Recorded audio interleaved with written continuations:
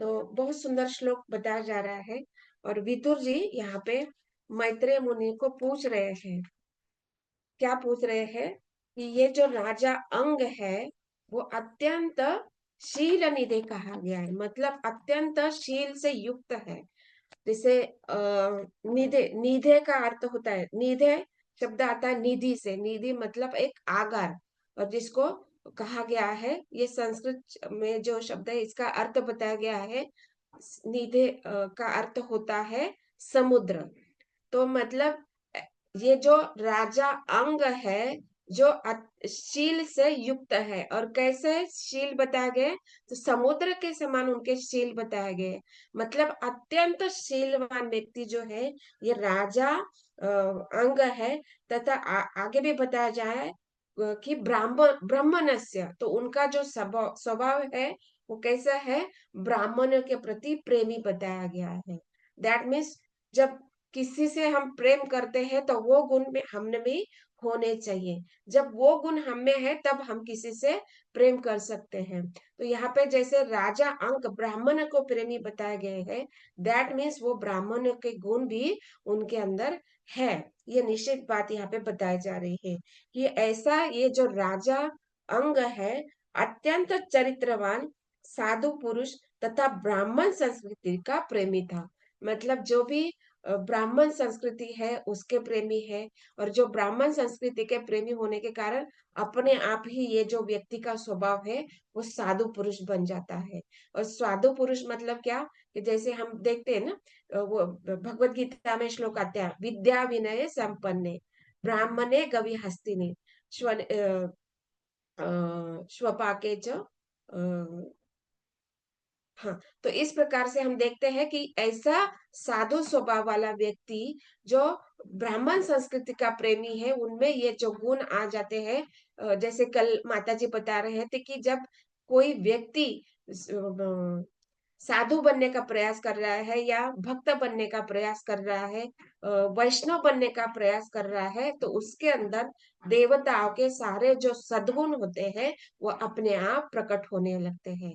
तो यहाँ पे बताया जा रहा है कि विद्या विनय संपन्न है, मतलब जब एक व्यक्ति विद्या से युक्त हो जाता है तो उसके अंदर वो नम्रता का भाव अपने आप आ जाता है।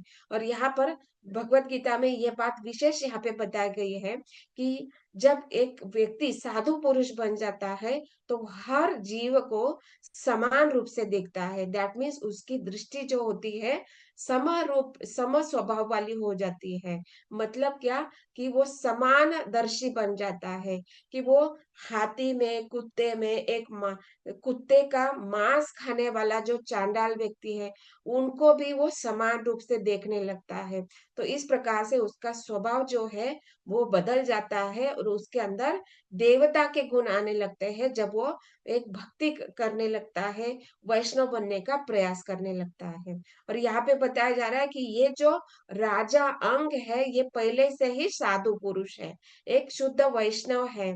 और उनके अंदर ये सारे गुण बताया गया है कि वो अत्यंत भद्र थे, अत्यंत चरित्रवान थे, साधु पुरुष तथा ब्राह्मण संस्कृति का प्रेमी था। तो यह पर विदुर जी प्रश्न पूछ रहे हैं कि ऐसा साधु पुरुष, अत्यंत भद्र पुरुष है होने पर भी उनके पुत्र के रूप में ये जो राजा वेन है, ऐसा दुष्ट पुत्र कैसे उनको प्राप्त हुआ। तो कभी कभी हम भी सोचते हैं ना कि हमारे जीवन में हम देखते हैं, भौतिक जीवन में भी देखते हैं कि माता पिता बहुत अच्छे चारित्रवान है, शील युक्त है, लेकिन फिर भी देखते हैं कि जो पुत्र होता है वो बड़ा दुष्ट निकलता है। वो अपने माता पिता के प्रति कोई कर्तव्य का भाव नहीं रखता है, उनका माता पिता के प्रति कोई प्रेम का, माया का भाव नहीं दिखता है।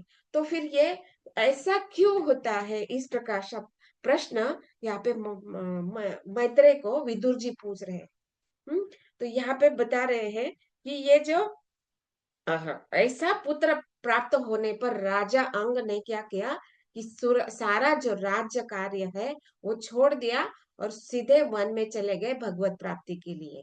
तो अन्य मनस्क हो गए, मतलब वो उनका जो मनोभाव है वो बिगड़ गया, क्योंकि वो सोच रहे कि जो परिवार है या जो गृहस्थी है, इसका उद्देश्य वो जानते हैं। जैसे हम देखते हैं कि जो श्रीमद् भगवत गीता है, उसमें बताते हैं भगवान कि यह जो चातुर्वर्ण्य तथा चातुर्वर्ण्य मया सृष्टम, ये वर्ण तथा ये जो विभाग बताए गए हैं, ये मेरे द्वारा ही बताया गया है, बनाए गए वर्ण तथा आश्रम, ये सारे जो है मेरे द्वारा बताए गए बनाए गए हैं। दैट मीन्स ये जो 4 वर्ण तथा 4 आश्रम जो है, ये दिव्य माने गए हैं।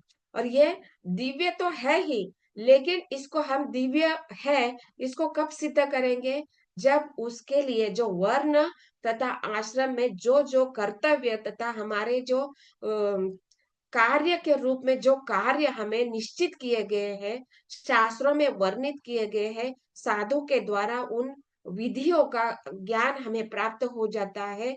और उन विधियों के द्वारा हम जब अपने जीवन को व्यतीत करते हैं, उन उन आश्रम तथा उन उन वर्णों के अनुसार जब हम जीवन व्यतीत करते हैं, तो ये जो भगवान ने बताया कि ये दिव्य वर्ण तथा आश्रम है, उसको हम सिद्ध कर पाएंगे।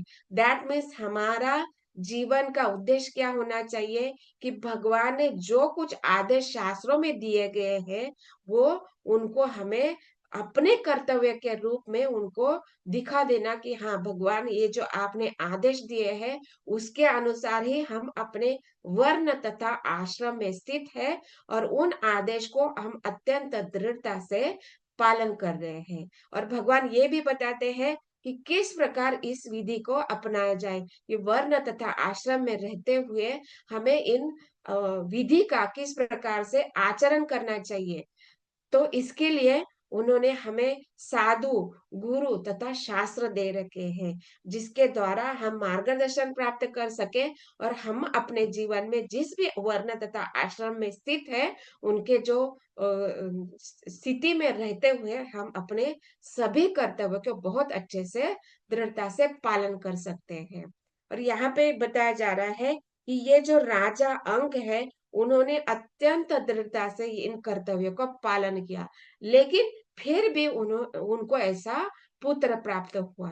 तो हम देखते हैं कि शास्त्रों में वर्णन आता है, वो अभी मुझे रेफरेंस याद नहीं है कि कहाँ पे बताया गया, लेकिन कभी आगे चल के वो रेफरेंस मिला तो मैं बता दूंगी। लेकिन यहाँ पे बताया जाता है कि जब परिवार में 3 प्रकार के पुत्र प्राप्त होते हैं, तो ये 3 प्रकार के पुत्र होते हैं: ऋणानुबंध, कर्मानुबंध तथा धर्मानुबंध। तो ये 3 प्रकार के पुत्र प्राप्त होते हैं किसी भी माता पिता को। तो ऋणानुबंध क्या होता है कि हम जो कार्य करते हैं, तो इसके हमें फल प्राप्त होते हैं। या फिर हम देखते हैं कि हमारे ऊपर भी किसी देवता, जैसे 5 प्रकार के ऋण बताए गए हैं: देवता, ऋषि, माता, पशु तथा ये जो भौतिक प्रकृति है, उनके सारे देवी देवता का ऋण हमारे ऊपर होता है। हम्म। तो इन 5 प्रकार के जो ऋण होते हैं, वो एक गृहस्थ को चुकाने होते हैं।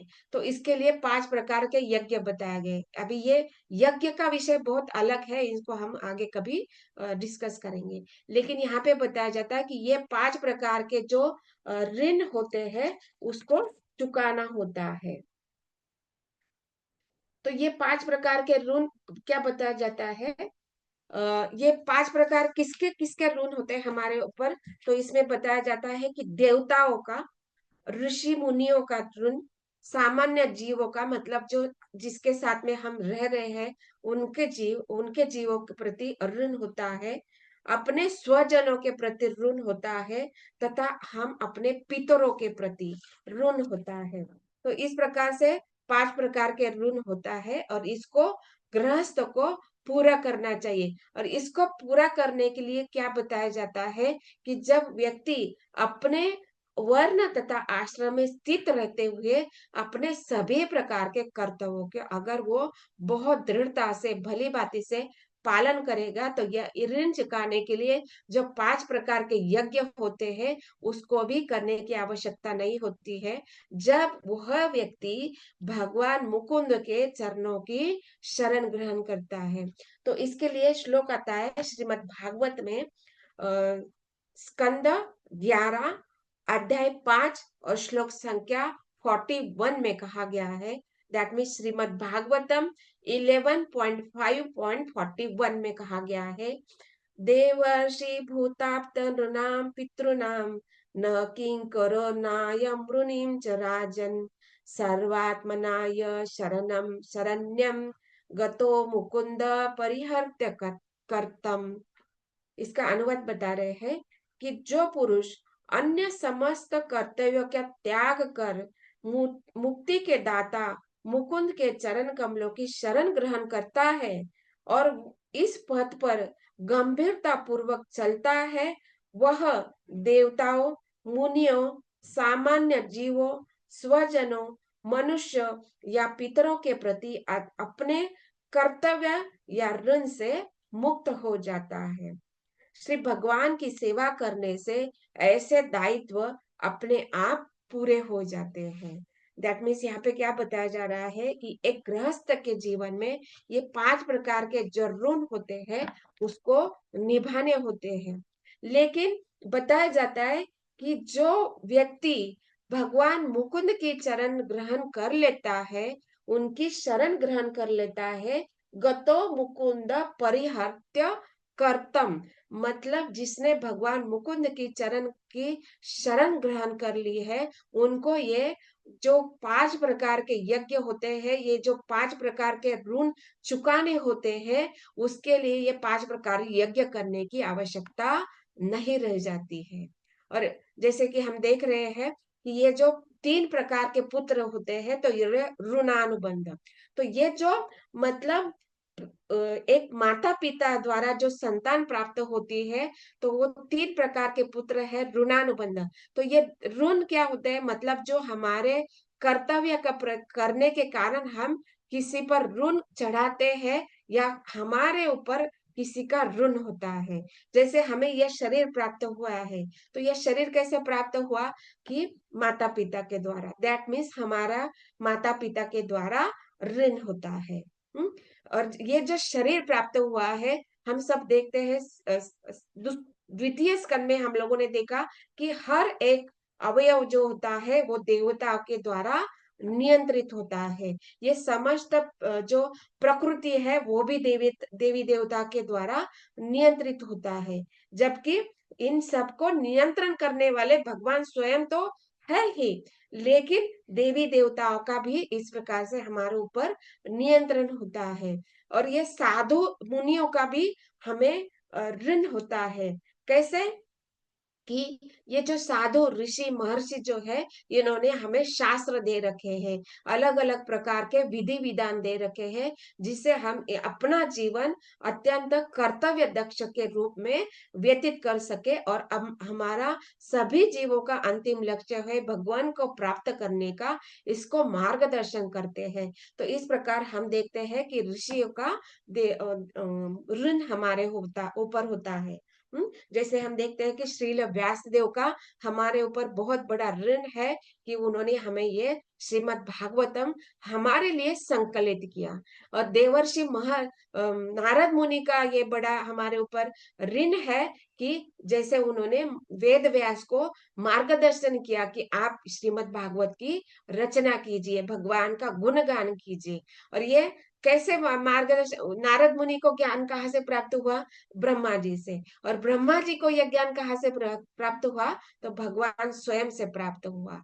तो इस प्रकार से हम देखते हैं कि ये जो हम जो शास्त्र पढ़ रहे हैं, तो इस प्रकार से हम श्रील शुकदेव गोस्वामी, श्रील व्यास देव, देवर्षि नारद मुनि, ब्रह्मा जी तथा भगवान, इन सब का हमारे ऊपर बहुत बड़ा ऋण है। और इसको हम कैसे चुका सकते हैं, तो इसको बहुत अत्यंत श्रद्धा पूर्वक गंभीरता से जब हम इसका अध्ययन करेंगे, भगवान को समझेंगे, तो ये ऋण जो है अपने आप मुक्त ऋण से हम मुक्त हो सकते हैं। और यही बात यहाँ पे बताए जा रहे हैं कि इस प्रकार से जब शास्त्रों का अध्ययन करेंगे, हम अपने कर्तव्य को समझेंगे, तो ये ऋण अपने आप मुक्त हो जाएगा। और यह सबसे बड़ी बात बताई जा रही है कि भगवान की चरण ग्रहण जब हम कर लेते हैं, उनके चरणों में जब हम शरण हो जाते हैं, तो ये सारे प्रकार के ऋणों से हम मुक्त हो सकते हैं। अभी ये हो गया देवता का ऋण।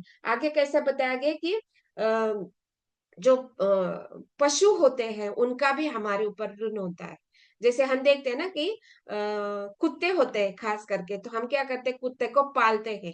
और हमारा कुत्ते पालन का कार्य क्या, रीजन कारण क्या होता है कि वो हम देखते हैं कि वो बहुत विश्वसनीय कहा गया है। और वो एक स्वामी के प्रति जो विश्वास, उसका निष्ठा होता है, तो वो हमेशा ही स्वामी की रक्षा करता है। तो ये हो गया कुत्ते का। लेकिन सबसे बड़ा ऋण हमारे ऊपर होता है ये गौवंश का, मतलब माता गाय, जो गो माता है, तथा गोवंश मतलब जो नंदी है, उनका हमारे ऊपर बहुत बड़ा ऋण है। जब वो कृषि कार्य में सहायता करते हैं, तभी हम अन्न को प्राप्त कर सकते हैं। तो ये गोवंश का हमारे ऊपर बहुत बड़ा ऋण होता है। और हम जब देखते हैं कि जब गाय दूध देती है, तो हम अपने बच्चों को वो दूध पिलाते हैं। तो ये गाय जो है माता कही गई है।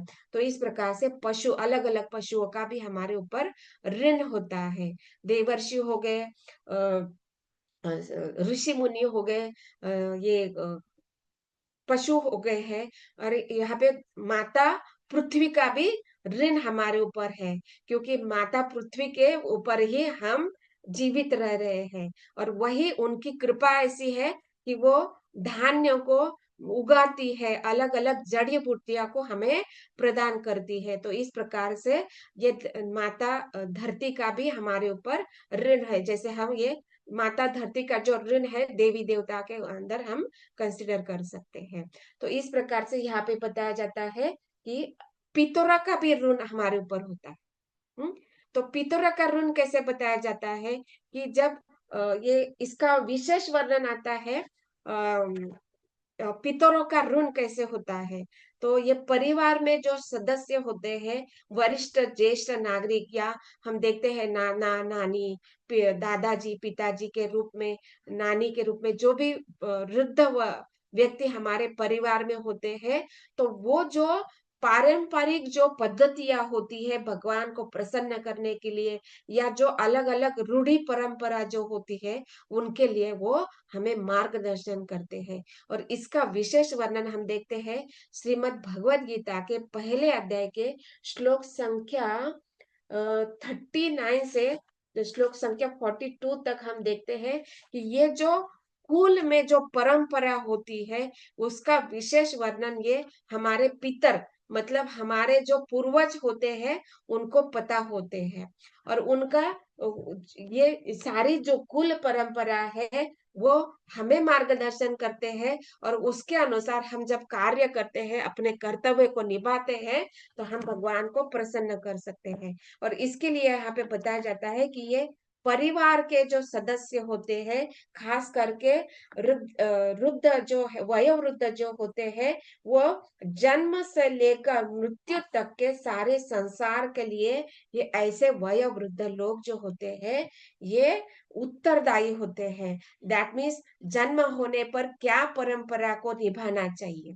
उसके बाद वो, जैसे हम देखते हैं ना, जन्म नामकरण संस्था होते हैं, और जैसे क्या बोलते हैं उसको, मुंडन आदि जो कार्य करते हैं ना, क्या बोलते हैं, मुंज मुंज बोलते हैं मराठी। ब्रह्मचर्य। हाँ। हाँ, जनेऊ धारण करना, ये सारे जो जन्म से लेकर अंतिम जो अग्नि संस्कार है, ये संस्कार तक सारे जो कार्य होते हैं, इसको बताने वाले हमारे परिवार में वयोवृद्ध होने बहुत आवश्यक है। इसके लिए श्लोक संख्या 1.39 भगवत गीता में बताया जा रहा है कि ये जो कुल का परंपरा जो है, इसके लिए जब ये कुल की परंपरा बहुत दृढ़ता से पालन की जाती है, तो ये सारे जो आने वाले वंशज है, जो परिवार में जो जन्म लेने वाली जो संतान होती है, वो संस्कारों से युक्त हो जाते हैं। क्योंकि क्या होता है, ये वयोवृद्ध जो होते हैं, वो मार्गदर्शन करते हैं। क्योंकि देखते हैं कि जो माता-पिता है, उनको भी बहुत सारे संस्कारों का, उनको भी बहुत सारी परंपराओं का, कुल धर्म का या जो रूढ़ी पद्धति से आए हुए जो कार्य होते हैं, वो भी पता नहीं होते हैं। लेकिन घर में जो वयोवृद्ध होते हैं, उनको अपने दादाजी ने क्या किया था, वो याद होता है। उनको कैसे कार्य करने होते हैं, वो विधि होती है, वो उनको पता होती है। और इस प्रकार से जब बच्चे संतान जन्म लेते हैं, तो उनको अलग-अलग प्रकार के संस्कार के द्वारा युक्त किया जा सकता है, उनको अच्छे संस्कार प्रदान किए जा सकते हैं। तो इसलिए हम देखते हैं कि ऐसे वयोवृद्ध जब परिवार में होते हैं, तो उनके द्वारा इस संस्कारों का हम ज्ञान प्राप्त कर सकते हैं। और जब ये वयोवृद्ध इस शरीर को छोड़कर चले जाते हैं, उसके बाद भी हमें अन्नदान, जलदान, पिंडदान ये सारे जो कुल परंपरा होती है, रूढ़ी परंपरा होती है, उसको भी निभाना चाहिए। तो इस प्रकार से हम अपने मनुष्य जीवन में देखते हैं कि ये जो पितरों का भी हमारे ऊपर ऋण होता है। तो इसको सबको ऋण चुकाने के लिए अलग-अलग विधि बताए गए हैं। लेकिन इसको बताया जाता है कि जब कोई व्यक्ति भगवान मुकुंद के चरण ग्रहण कर लेता है, तो इन सारे ऋणों से वो मुक्त हो सकता है। तो ये हो गया ऋणानुबंध। मतलब जब जीव परिवार में जन्म लेता है, तो वो कुछ ऋण लेके आता है। मतलब या तो हमारे जो पहले वाले ऋण है, उसको चुकाने के लिए, या कुछ ऐसे कार्य करता है जिससे हमारे ऊपर ऋण बढ़ जाते हैं। तो ऐसे पुत्र लेने पर वो ऋणानुबंध कहे जाते हैं। दूसरे आते हैं कर्मानुबंध। मतलब ऐसे होते हैं कि वो हमारे जो पूर्व जन्म के जो कर्म है, उसको पूरा करने के लिए, या कुछ ऐसे कार्य से जिससे उनके द्वारा किए गए कर्म के कारण हमारे ऊपर ऋण और भी बढ़ जाता है। वो अपने लिए भी स्वयं ऋण बढ़ा लेते हैं कर्म के द्वारा, और अपने माता-पिता के लिए भी अलग-अलग कर्म के द्वारा ऋण बढ़ाते रहते हैं या कर्म का बोझा डालते रहते हैं। तो इस प्रकार से ये कर्मानुबंध होते हैं। या फिर माता-पिता ऐसे कर्म इतने श्रेष्ठ होते हैं कि उनके परिवार में अत्यंत संस्कारी पुत्र जन्म लेता है। तो जब माता-पिता के द्वारा ये अच्छा संस्कारी पुत्र जन्म लेता है, तो वो धर्म के सहयोग में, मतलब धर्म के जो आदेश बताए गए हैं, उसके अनुसार ही कार्य करता है, और अपने माता-पिता के प्रति जो भी कर्तव्य है, वो उसको बहुत अच्छे से पालन करता है। और जो जैसे बताया गया ना कि अन्नदान, जलदान, पिंडदान आदि कार्य करता है, और जीवित रहने पर भी उनकी बहुत सेवा करता है, उनकी जो भी उनकी आवश्यकता है उसको पूर्ति करता है वयोवृद्ध होने पर। तो ऐसा पुत्र जब प्राप्त होता है, ऐसे संतान को धर्मानुबंध कहा गया है।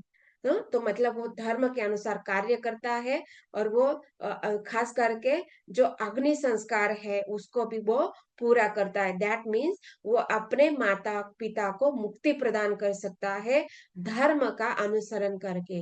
और सबसे श्रेष्ठ धर्म बताया गया है कि मुकुंद की शरण ग्रहण करना। तो जब ऐसा पुत्र जो धर्मानुबंध है, वो भगवान की सेवा करता है, भगवान की शरण ग्रहण करता है, और वो धर्म का पालन करते हुए अपने माता पिता को मुक्ति प्रदान कर सकता है। तो ऐसे पुत्र को धर्मानुबंध कहा गया है। तो इस प्रकार से हम देखते हैं कि ऋणानुबंध, कर्मानुबंध तथा धर्मानुबंध, ऐसे 3 प्रकार के संतानों की उत्पत्ति परिवार में होती है। और यहाँ पे ऐसे विदुर जी को आश्चर्य हो रहा है कि जैसे राजा अंग अत्यंत शीलवान है, भद्र पुरुष है, कभी उन्होंने किसी के ऊपर कोई अनाचार नहीं किया है, अपने प्रजा को पिता के स्वरूप पालन किया है, अपने जो सारे गृहस्थी के धर्म, क्षत्रिय के रूप में जो कुछ भी धर्म है, सभी जो कर्तव्य है, उनको बहुत अच्छे से पालन कर रहे हैं। और बहुत बड़ी बात यह है कि वो धर्म का मतलब भगवान का भी भक्त कहा गया है। भगवान को ही भक्ति का जो विधि का नियम है, उनको भी बहुत दृढ़ता से पालन करने वाले हैं, साधु पुरुष है। और विशेष बात, ब्राह्मण संस्कृति के प्रेमी है, मतलब वो ब्राह्मण के जो सारे जो नियम तथा कार्य तथा कर्तव्य को निभाने वाले ऐसे राजा के पुत्र के रूप में ऐसा वेन जो दुष्ट पुत्र कैसे प्राप्त किया उन्होंने। इस प्रकार से विदुर जी को आश्चर्य हो रहा है। और इस प्रकार से यहाँ पे विदुर जी प्रश्न कर रहे हैं, और इस प्रश्न का उत्तर आगे आएगा, आगे के अध्याय में आएगा। तो जैसे अभी यहाँ पे बस विदुर जी प्रश्न पूछ रहे हैं, इसका उत्तर आगे आने वाला है कि ऐसे। लेकिन यहाँ पे विशेषता बताया जा रहा है कि राजा अंग जो है, इतना चरित्रवान होने पर भी ऐसे पुत्र जन्म लेते हैं। तो इसके लिए ये कार्य बताया गया है कि धर्मानुबंध, कर्मानुबंध तथा ऋणानुबंध, ऐसे। अभी देखिए, ये साधारण जीवों की बात हो रही है, ये ऋणानुबंध, कर्मानुबंध, धर्मानुबंध, ये हम लोगों के लिए बात हो रही है। लेकिन यहाँ पे बताया जा रहा है कि जब श्रीमद् भागवत में जब राजा वेन की बात हो रही है, दैट मीन्स वो भी विशेष होने चाहिए। क्योंकि ये श्रीमद् भागवत हम जानते हैं कि शुद्ध भक्तों के साथ भगवान की आदान प्रदान है, ये लीला का प्राकट्य है। तो जब यहाँ पे ये वेन भी अगर आया है, जिसको दुष्ट पुत्र कहा गया है, तो ये भी कुछ विशेष कार्य लेकर आए होंगे। दैट मीन्स अपने लीला से कुछ शिक्षण हमें जीवन में प्रदान करने वाले हैं। जैसे हिरण्याक्ष तथा हिरण्यकशिपु जो है, राक्षसी आसुरी स्वभाव वाले बताए गए हैं, लेकिन वो पूर्व जन्म में कौन थे? जय तथा विजय भगवान के शुद्ध भक्त हैं। दैट मीन्स यहाँ पे जब राजा वेन की बात हो रही है, जो दुष्ट बताया गया है, लेकिन ये भले ही वो उनका स्वभाव दुष्ट बताया गया है, उनके कार्य जो आसुरी राक्षसी या जो भी धर्म के विरुद्ध बताया गया है, अधर्मी कहा गया है, लेकिन ये भगवान की ऐसा कुछ नियोजन हुए है, कुछ प्लानिंग है, जिससे हम सीख सके, कुछ शिक्षण आपसे प्राप्त कर सके। तो इसलिए हम देखते हैं कि भले ही वो दुष्ट हो, अधर्मी हो, लेकिन जब उनका वर्णन इस श्रीमद् भागवत में हो रहे हैं, तो वो निश्चित रूप से कुछ विशेष होने चाहिए। दैट मीन्स उस लीला से हमें कुछ शिक्षण प्राप्त होने वाला, ये इसको हमें समझना है। और इस प्रकार हम देखते हैं कि परिवार में बताया जाता है कि आशा की जाती, तात्पर्य में श्रील प्रभुपाद बता रहे हैं कि आशा की जाती है कि पारिवारिक जीवन में मनुष्य अपने माता, पिता, पत्नी तथा बच्चों के साथ सुखपूर्वक रहेगा। मतलब क्या कि व्यक्ति सुखपूर्वक कभी रह सकता है कि जब वो धर्म का पालन करेगा, जब वो भगवान को प्रसन्न करने का पालन करेगा, इन सारे जो ऋण हमारे ऊपर है उसको समझने का प्रयास करेगा। हमारा जो माता पिता परिवार, हमारे जो सगे संबंधी हैं, उनके प्रति हमारा क्या कर्तव्य होना चाहिए, उसके अनुसार जब वो कार्य करेगा, तभी परिवार में सुख शांति बनी रहेगी। ये बात यहाँ पे बताया जा रही है। लेकिन कभी कभी बताया जा रहा है, श्रील प्रभुपाद तात्पर्य लिख रहे हैं कि किन्हीं परिस्थितियों में कोई माता पिता संतति अथवा पत्नी भी शत्रु बन सकते हैं। और यहाँ पे बताया जाता है कि वो शत्रु कैसे बन सकते हैं, ये भी प्रभुपाद जी बता रहे हैं कि श्री चाणक्य पंडित बताते हैं कि यदि परिवार में पिता जो है अत्यधिक ऋणी है, मतलब हमेशा ही अपना सुख के लिए, अपना भोग इंद्रिय तृप्ति के लिए जब वो ऋण लेता है, मतलब जैसे बैंक से, अपने शब्दों में अगर बताया जाए कि बैंक से वो लोन लेता है अपने घर गाड़ी बंगला बनाने के लिए, पर समाज में एक प्रतिष्ठा दिखाने के लिए, पद को बनाए रखने के लिए जो लालसा उसकी होती है, जो ईर्ष्या द्वेष के कारण, क्रोध काम के कारण वो बहुत लोन लेता है शरीर समाज में अपने प्रतिष्ठा बनाए रखने के लिए, तो ऐसा जो पिता होता है वो शत्रु बताया गया है। तो शत्रु कैसे बन गया? एक पुत्र के लिए पिता शत्रु कैसे बन जाता है? परिवार के लिए शत्रु कैसे बन जाता है? कि जो वो लोन उसने बैंक से लिया है, तो ये क्या होता है, जब बैंक वाला पिता लोन चुकता नहीं कर सकते हैं और बीच में वो परिवार छोड़ के चला जाता है, तो वो क्या होता है, पुत्र या परिवार के जो सदस्य हैं उनको लोन चुकता करना पड़ता है। मतलब क्या, कि यहाँ पे कितनी बड़ी हानि परिवार के लिए हो रही है। एक तो पिता के रूप में छत्र नष्ट हो गया, राइट, वो परिवार से चला जाता है या मृत्यु ले प्राप्त अपने आप को मृत्यु को हवाले कर देता है, या कुछ ऐसे कार्य करता है कि वो घर बार छोड़ के चला जाता है। तो मतलब परिवार के ऊपर से जो छत्र है वो हट जाता है, और दूसरी बात जो उन्होंने लोन लिया है उसको भी चुकता करना पड़ता है। मतलब परिवार के लिए खाने पीने की असुविधा हो जाती है, और एक जो मानसिक आधार जो होता है परिवार के लिए वो भी नष्ट हो जाता है। तो इसलिए ऐसे ऋणी पिता के लिए भी शत्रु कहा गया है। और माता के लिए कैसे कहा गया है, कि अपना पति का होते हुए अगर वो व्यभिचार करती है, तो ऐसे माता के लिए भी वो ऐसे शत्रु कहा गया है, वो परिवार के लिए शत्रु कही जाती है। दैट मीन्स उसका जो परिवार के प्रति जो कर्तव्य होते हैं, अपने पति, बच्चे तथा वयोवृद्ध के रूप में जो कर्तव्य होते हैं, वो उसके पालन नहीं करती है। वो अपने इंद्रिय तृप्ति के लिए, अपने स्वार्थ के लिए सारे कर्तव्यों को छोड़ देती है, त्याग देती है। तो इसलिए ऐसी व्यभिचारिणी माता जो है परिवार की सदस्य जो होती है शत्रु बन जाती है।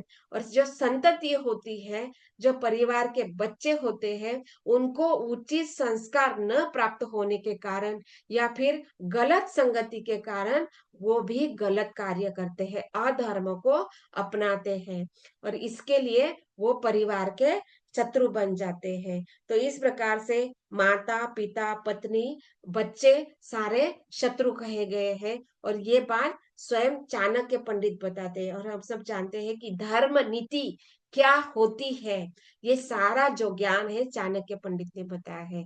और इसके अंदर यहाँ पे इसलिए श्रील प्रभुपाद उनको यहाँ पे कोट कर रहे हैं कि किस प्रकार धर्म की नीति क्या होनी चाहिए। तो इसलिए परिवार अगर सुखी शांति पूर्वक रहना चाहिए, तो ये जो 4 प्रकार के शत्रु है इनसे बचकर रहना चाहिए। ये 4 प्रकार में से कोई एक भी शत्रु परिवार में नहीं होना चाहिए। अगर एक भी शत्रु परिवार में है, तो वो परिवार कभी भी सुख पूर्वक या शांति पूर्वक नहीं रह सकता है। और यहाँ पे इसलिए बताया जाता है कि पारिवारिक जीवन में अगर कोई सदस्य शत्रु बन जाता है, तो पारिवारिक जीवन में गृहस्थ बने रहना अत्यंत कठिन हो जाता है। और यही बात यहाँ पे श्रील प्रभुपाद बताते हैं कि इस भौतिक जगत में सामान्य जीवन में ये परिस्थितियां आती ही रहती है।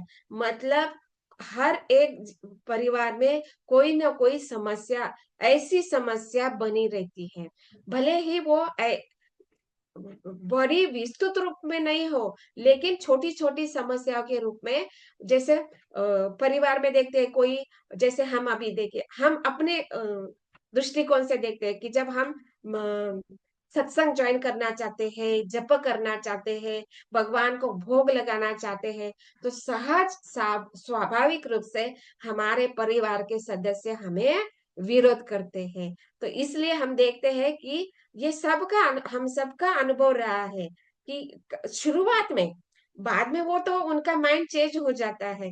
ये भगवान की कृपा से, ये जो ऋषि मुनियों की कृपा से ये उनका माइंड बाद में भी चेंज होता है, लेकिन शुरुआत में वो हमें भी विरोध करते हैं। तो इसलिए सूक्ष्म रूप में क्यों ना हो, लेकिन विस्तृत रूप में, बड़े रूप में क्यों ना हो, ये इस प्रकार का जो शत्रु स्वभाव है हम देखते रहते हैं। लेकिन भगवान के कृपा से वो धीरे-धीरे जो स्वभाव है वो बदलता रहता है। लेकिन हर एक परिवार में ये देखा जाता है। जैसे यहाँ पे श्रील प्रभुपाद बता रहे हैं कि पारिवारिक जीवन में बिताना, गृहस्थ बने रहना थोड़ा कठिन होता है। लेकिन जब हम भगवान के चरण ग्रहण करते हैं तो इन सारी परिस्थितियों को हम झेलने का, सामना करने का हमें शक्ति प्रदान होती है। और इसलिए यहाँ पे बताया जाता है कि ये जो वैदिक संस्कृति है, इसमें जो वर्ण तथा आश्रम पद्धति में हमारे क्या कर्तव्य होने चाहिए, एक पत्नी का, एक पति का, एक संतान का, और ये जो वर्ण प्रणाली है, ये जो कुल परंपरा है, ये सारे जो रूढ़िया जो हम पालन करते हैं, भगवान को प्रसन्न करने के लिए हमें कैसे कर्तव्य होने चाहिए, और खास करके ये जो 4 शत्रु है, इनको हम कैसे अपने परिवार से बचा सकते हैं। मतलब ये इनका स्वभाव शत्रु रूप ना बने, या उनका स्वभाव जो शत्रु रूप बन चुका है या बनने वाला है, इसको समय रहते ही कैसे बचा जा सकता है। इसके लिए यहाँ पे श्रील प्रभुपाद भगवत गीता के तात्पर्य अध्याय 1 के श्लोक संख्या 39 से लेकर 42 तक बताया जाता है कि किस प्रकार से कार्य जो रूढ़ी परंपरा या जो कुलाचार होते हैं, इसको करने से ये जो शत्रु बनने वाले हैं, आगे चल के बहुत बड़े शत्रु के रूप में हमें दिखाई देने वाले हैं, उनको कैसे बचाया जा सकता है। तो इसके लिए ये जो वर्ण तथा आश्रम के जो कर्तव्य है, उसको अगर हम निभाएंगे तो ये आगे चल के बड़े शत्रु बनने वाले हैं, उनको हम रोक सकते हैं। उनका जो स्वभाव है, उनका जो मन है, उसको हम बदल सकते हैं। तो जब हम ये इस प्रकार का कुलाचार, रूढ़ी परंपरा को अपनाएंगे और वयोवृद्ध के मार्गदर्शन में कार्य करेंगे, तो हमारे संतान जो है धर्मानुबंध बनेंगे। मतलब किसी भी प्रकार का ऋणानुबंध या कर्मानुबंध से हमें बंधन में नहीं डालेंगे, उल्टा वो धर्म का अनुसरण करते हुए हमें मुक्ति प्रदान कर सकते हैं। और भगवान जो मुकुंद है, मुक्ति के प्रदान करने वाले जो स्वयं भगवान है, उनके प्रति हमें वो मार्गदर्शन के लिए या फिर उनको उनकी तरफ लेके जाने वाले उत्तम संतान वो बनेंगे, जब हम इन वर्ण तथा आश्रम का जो वयोवृद्ध के द्वारा, कुलाचार के द्वारा वो हमें मार्गदर्शन करें। तो मतलब सामान्य रूप से जो वयोवृद्ध है, जो कुलाचार है, रूढ़ी परंपरा जब मार्गदर्शन करेंगे और उनके अनुसार जब हम कार्य करेंगे, तो घर में ऐसे बताया जाता है कि ये जब इस तात्पर्य में श्रील प्रभुपाद बहुत सुंदर बताते हैं भगवत गीता के, कि जब ये परिवार में कुल परंपरा, रूढ़ी परंपरा या कुलाचार जो होते हैं, इसका जब कार्य होता है, तो खास करके स्त्री जो होती है, परिवार की स्त्री जो होती है, वो घर के सभी सदस्य के लिए जो आवश्यक कार्य है, जैसे खाना बनाना, उनके लिए सेवा, अलग अलग प्रकार की सेवाएं करना, भगवान के प्रति जो भी कर्तव्य, वो सब उसमें वो लगी रहती है। मतलब उसको कभी भी ऐसा समय नहीं होता है। इसके लिए बताया जाता है कौन से श्लोक संख्या 40 में, भगवत गीता के पहले अध्याय 1.40 में बताया जाता है कि स्त्रियां विभिन्न धार्मिक प्रथाओं में संलग्न रहने पर व्यभिचारिणी नहीं बनेंगी। दैट मीन्स पहले जो कुल परंपरा, रूढ़ी या जो पालन होती थी, अभी भी बहुत सारी जगह में होती है, लेकिन इसका पालन करने से क्या होता है कि ये जो स्त्री जो है, वो हमेशा ही धार्मिक कार्य में संलग्न रहेगी। इसके लिए उसके उसके मन में कोई भी व्यभिचार का विचार नहीं आएगा। लेकिन अभी आजकल के आधुनिक समाज में हम देखते हैं कि जो स्त्री है, वो ऐसे बोलना नहीं चाहिए, लेकिन यहाँ पे विषय आ रहा है तो बताया जा रहा है, और ये शास्त्र के अनुसार ही बताया जा रहा है कि आजकल जो स्त्रियां को देखा जाता है, वो कुलाचार, परंपरा, रूढ़ियों का पालन नहीं करती है। और इसका रिजल्ट हम देख रहे हैं कि परिवार में ना तो सुख है, ना शांति है, ना ही संतानों को बहुत अच्छे से संस्कार भी प्राप्त नहीं हो रहे। तो इस प्रकार से हम देखते हैं पिता भी आजकल बहुत ऋणी होता है, माता भी अपने पति को छोड़कर अन्य जगह पर कुछ प्रेम प्राप्त के लिए प्रयास कर रही है। और ऐसे माता पिता के पुत्र है, संस्कार के अभाव के कारण गलत संग में अधर्म का पालन कर रहे हैं, गलत संगति में पड़ रहे हैं। और इसके कारण क्या हो रहा है कि परिवार का जो सुख चैन शांति जो है वो सब कुछ नष्ट हो रहा है। लेकिन यहाँ पे विशेष बात बताई जा रही है कि जब ऐसे परिवार में गृहस्थ बनना कठिन होता है तो भगवान के चरण कमल हमें स्वीकार करनी चाहिए। और वैदिक संस्कृति के अनुसार यहाँ पे बताया जाता है कि ऐसा परिवार जिसमें अपने ही माता पिता, अपने ही पत्नी, अपने ही संतान अगर शत्रु रूप में रह सकते बने हैं तो ऐसे गृहस्थ में बने रहना कठिन होता है। और इसके लिए और एक बात विशेष बात बताई जा रही है कि केवल परिवार के प्रति कर्तव्य निभाना है। कब तक? केवल शरीर हमारे आयु की 50 वर्ष तक। और जैसे ही 50 वर्ष हो जाते हैं तुरंत ही हमें परिवार से विदा लेनी चाहिए। और जिससे हम अपना जो बचा हुआ शेष जीवन उसको कृष्ण चेतना की खोज में लगाया जा सकता है। अभी यहाँ पे हम पूछेंगे, अरे हम अभी स्त्री है या फिर जो पिता है वो कैसे वन में जाएगा? खास करके एक क्लास में पिछले क्लास में मुझे प्रश्न पूछा था कि स्त्री कैसे संन्यास ले सकती है। लेकिन यहाँ पे बताया जाता है कि आज के कलयुग में आज के समय में एक पुरुष को भी संन्यास आश्रम ग्रहण करने की अनुमति नहीं है।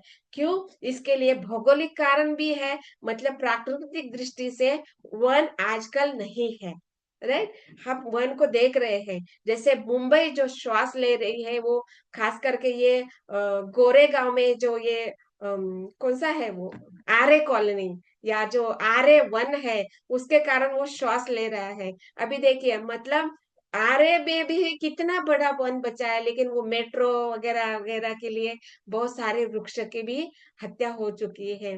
तो आजकल हम देखते तो अगर सबने सोचा, यहाँ पे कितने डिवोटी 26 डिवोटी, सबने सोचा कि अभी हम वन में जाके तपस्या संन्यास ले लेते।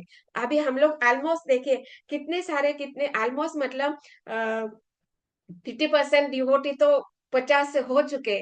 मैं भी उस लेवल बॉर्डर पर हूँ अभी तक।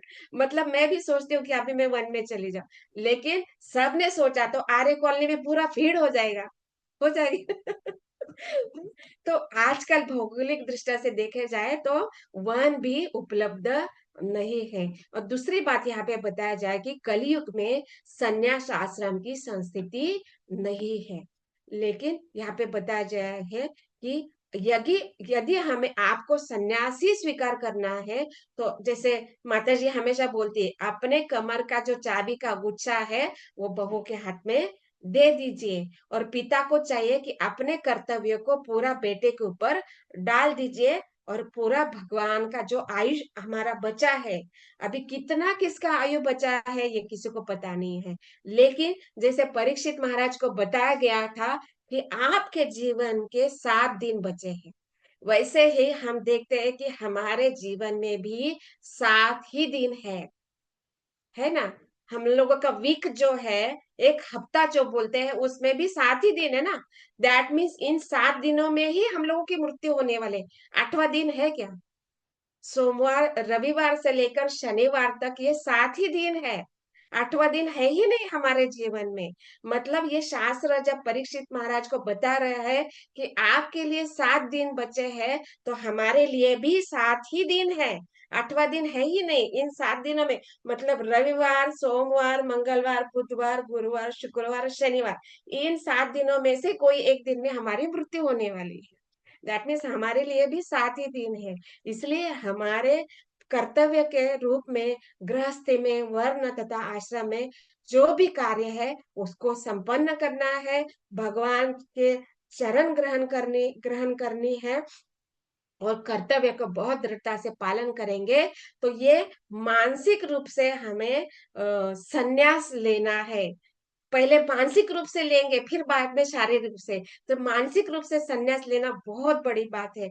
अगर हमने भले ही शारीरिक रूप से संन्यास नहीं लिया, लेकिन मानसिक रूप से अगर हम संन्यास ले लेते हैं, तो इससे ही हमें जीवन की संसिद्धि मतलब भगवान को हम प्राप्त कर सकते हैं। यही बात यहाँ पे बताया जा रहा है कि परिवार से विदा लेनी है, मतलब परिवार को छोड़ के नहीं जाना है। जैसे भगवत गीता के पहले अध्याय में बताया ना कि परिवार में वयोवृद्ध की आवश्यकता है, मतलब हमारे परिवार में हमारी आवश्यकता है। किसके लिए? जैसे केवल खाने के रूप में या उनको उनका दवाई का बिल बढ़ाने के रूप में नहीं, क्योंकि इस अवस्था में बहुत बीमारी आ जाती है। तो केवल उनका हॉस्पिटल का बिल नहीं बढ़ाना है, हमें उनको मार्गदर्शन करना है।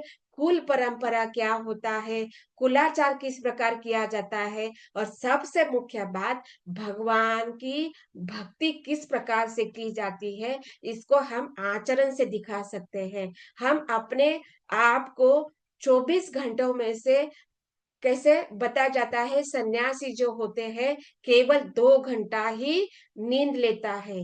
मतलब शरीर की आवश्यकताओं को हमें कम करना है। मतलब क्या कि अन्न वस्त्र इसकी आवश्यकताओं को कम करना है, और भगवान के प्रति ज्यादा उन्मुख होना है। मतलब 24 घंटे हम भगवान को उस समय में दे सकते हैं, जब हम इन अपने कर्तव्य को अपने बहू तथा पोतों को पुत्रों के ऊपर डाल देते हैं। तो हम परिवार के जो प्रति जो केवल मार्गदर्शक के रूप में परिवार में हमें रहना है, और जो उनको जो आने वाली जो संतान है उनको अच्छे से संस्कार देने हैं। और इस प्रकार से संन्यास ग्रहण हम करते हुए भी हमें परिवार में ही बने रहना है। ऐसा नहीं कि अभी मैं वृद्ध हो गया, अभी मैं सब कुछ छोड़ के चले जाऊंगा। और फिर क्या हो जाता है, हम सब देखते हैं इस भौतिक जगत में। अभी भी बहुत सारे उदाहरण है। बहुत सारे लोग सोचते हैं कि हम परिवार को छोड़ के अभी संन्यास वानप्रस्थ या संन्यास ग्रहण करेंगे, और चले जाते हैं और देखते हैं कि धाम में जाने के बाद भी अपना सेकेंड होम बना लेते हैं, मतलब नया परिवार जोड़ लेते हैं। तो ये बहुत बड़ा अपराध कहा गया है। तो इसको हमें नहीं करना है, और ये हमें समझना है कि हमें वैदिक प्रणाली क्या है, धर्म क्या है, और परिवार को अपने शत्रु से किस प्रकार से बचाया जा सकता है, इसका मार्गदर्शन इस प्रकार के ग्रंथों से हमें प्राप्त होता है। इसके लिए साधु गुरु तथा शास्त्रों के मार्गदर्शन से हम अपने वर्ण तथा आश्रम में स्थित रहते हुए अपने कर्तव्य को निभाते हुए भगवान की शरण ग्रहण करने से हम सारे कर्तव्य से मुक्त हुए जा सकते हैं। और यही बात यहाँ पे भगवत गीता भागवतम के इस श्लोक में श्रील प्रभुपाद हमें समझा रहे हैं। तो ग्रंथ राज श्रीमद् भागवतम की जय, श्रील प्रभुपाद की जय। ओम तत्सत।